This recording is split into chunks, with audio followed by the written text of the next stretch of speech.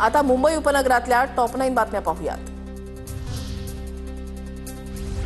15 जानेवारीला होणाऱ्या मतदानासाठी पालिकेकडून जय्यत तयारी सुरू। मुंबईमध्ये जवळपास 10,111 मतदान केंद्र नियोजित, 11,349 कंट्रोल युनिट आणि 22,668 बॅलेट युनिटची व्यवस्था।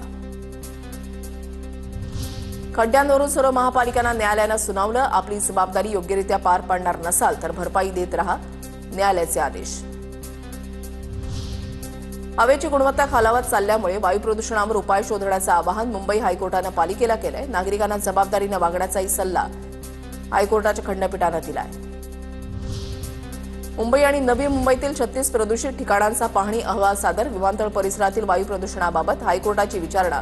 वाढत्या प्रदूषणाचा आढावा घेण्यासाठी 5 सदस्यीय समिती स्थापन। रॅपिडो, ओला, उबरचा तात्पुरता परवाना रद्द करण्यासंदर्भात उद्या परिवहन मंत्री आणि अधिकाऱ्यांची बैठक।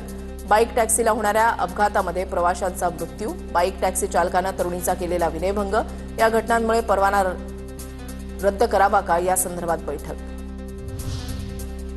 उत्तर भारतामध्ये थंडी आणि धुकं पसरल्याचा विमानसेवांना फटका। दिल्लीमधून 40हून अधिक विमानं रद्द। उत्तर भारतामधील विमानतळावर धुक्याची चादर पसरल्यानं विमानसेवेला विलंब। बृहन्मुंबई महानगरपालिका मुंबई अग्निशमन दलाच्या ताफ्यामध्ये अग्निसुरक्षा जनजागृती वाहनाचा समावेश।